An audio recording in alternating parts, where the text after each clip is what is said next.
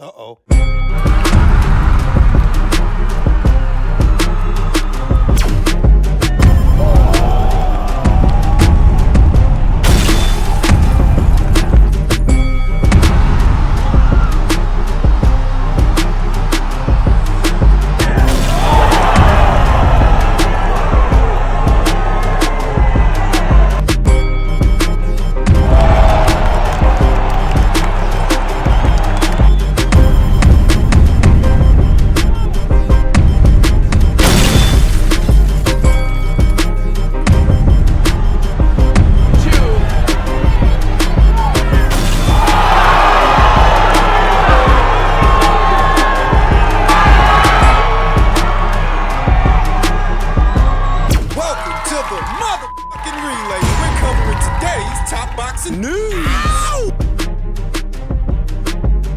Okay, we'll start with this. The Ellie Scotney versus Motu fight that has since been rescheduled to early next year in January on the undercard of Dalton Smith versus Waleed Ouiza. You will recall that they were supposed to fight this year, but Ellie Scotney suffered an injury and they had to postpone it. Ellie Scotney, who sports a professional record of 9-0 with no KOs, to Motu, who sports a professional record of 20-0 with 8 KOs. 35 years old to Ellie Scotney, who is 26. 9 years younger. It's a quality over quantity kind of deal with these two, because Motu has a lot more fights than Ellie Scotney does, but Ellie's fought more quality fighters, higher tier fighters, than Motu has. Motu, and the challenge that she presents, is a physical one, because she is strong, she is durable, and she is a puncher, whereas Ellie is more cerebral, More of a thinking man's fighter. though still malleable enough to deal with a puncher. That's one of Ellie Scotney's strengths, that she can be exactly what she needs to be in the moment, depending on who she's fighting. In this instance, she's fighting Motu, who I think is noticeably slower. Punches wider, too. So you can expect a lot of countering opportunities to be available to Ellie Scotney. Motu is strong, but her punches aren't sharp.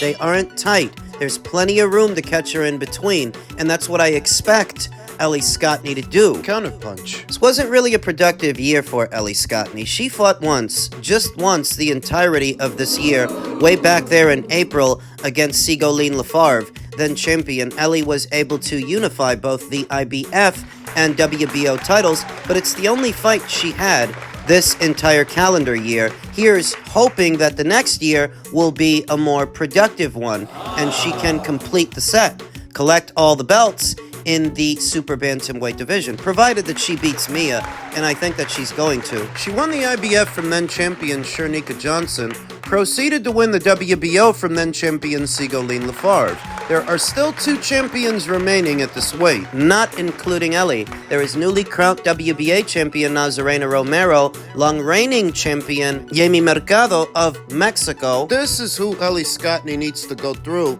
to become undisputed champion at this weight. This is who she has to fight. I figure that the Nazarena Romero fight, the Nazarena Romero unification match, might be a little bit more doable because she won't be as expensive as Yemi Mercado. Yemi of Mexico, she's been champion for a very long time, something like 5 years. And I think it'll cost more to get her in the ring with Ellie than it will to get Nazarena. You have to pay to play. You could give Ellie Scotney reasonable odds to beat the both of these fighters, the both of these champions. Catford. I do wonder how well Ellie Scotney is making this weight, because she's been at super bantamweight for some time now, and even though she's not a big woman, I don't imagine it's getting easier to continue to make 122 pounds over time, least of all when it's been so many months since she last fought. Catford. So there is that to consider. Ideally, the coming year would be Ellie Scotney's last year in the super bantamweight division. Ideally, you'd see her fight 3 times.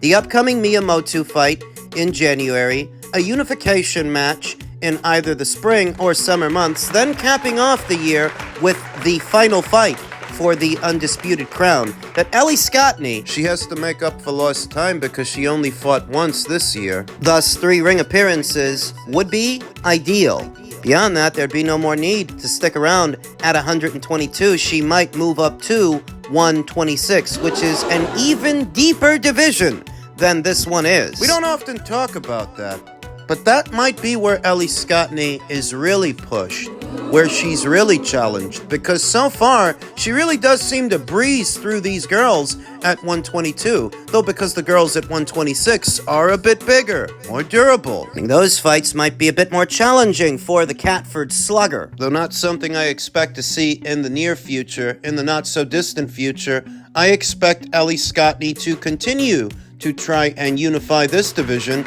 and with luck, she'll be able to. Look for the ring return of Ellie Scotney early next year in January. Catford. 2025 is my year. I got me a whole hit list marked down. I can see the target.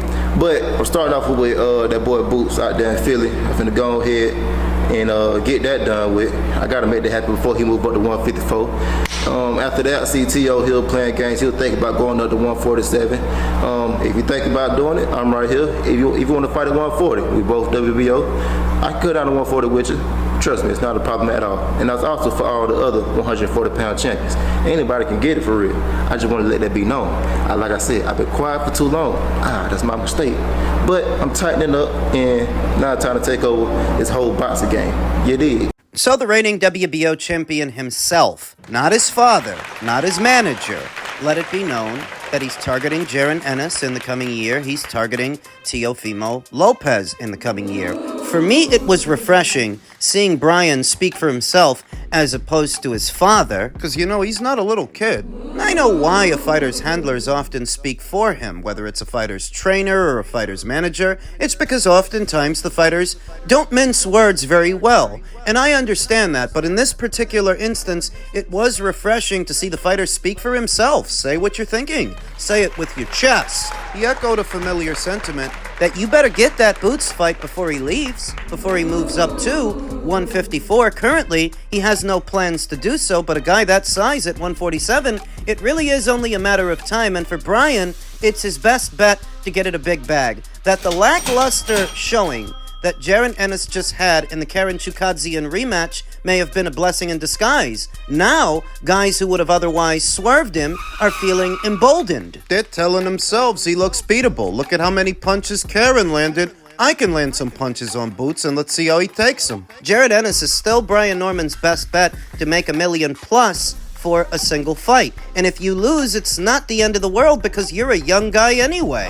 It all depends on the lens that you view a fighter's career through and the lens they view their own career through. That, in a very general sense, a pugilist has a high probability of losing at some point. So what you want to ensure is that if and when you lose, you at least made good money. And there isn't a whole lot of good money in the welterweight division right now. Most boxers, even very good ones, are going to suffer a loss, some losses, at some point. So when you think of it as more of an eventuality or an occupational hazard, you can make better decisions, more realistic decisions, that you might as well fight Boots because it's not like anybody else is offering you $1 million or more for a fight. And you don't want to end up like Jaime. End up losing a filler fight that you're supposed to win. Freak accidents happen. Brian also mentioned his top-ranked stablemate, Teofimo Lopez, who seems to have no interest in unifying 140, and he may be en route to 147, recently enlisting the aid of veteran trainer Eddie Reynoso to help him sharpen his game.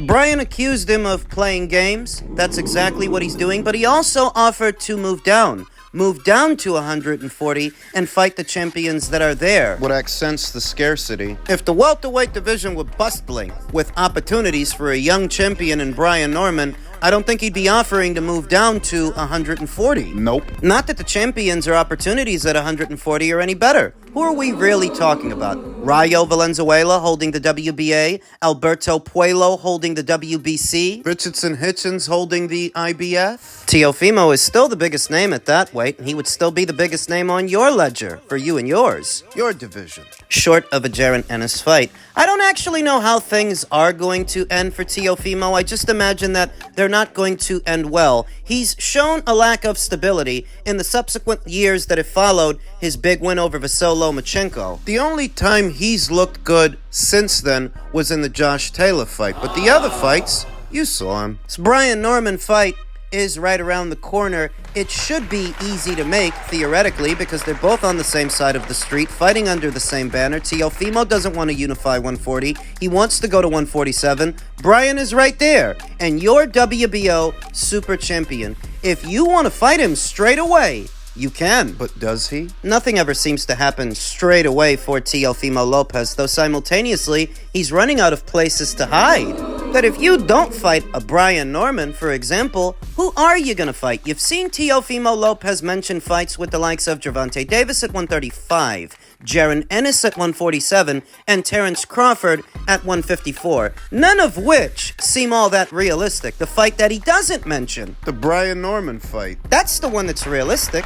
That's the one that you can make. So I don't really know how much longer Teofimo will be able to waste the boxing community's time. We'll see. But Brian Norman mentioned him. He does have Teofimo within his crosshairs, He's gunning for him. and we'll see if he gets him.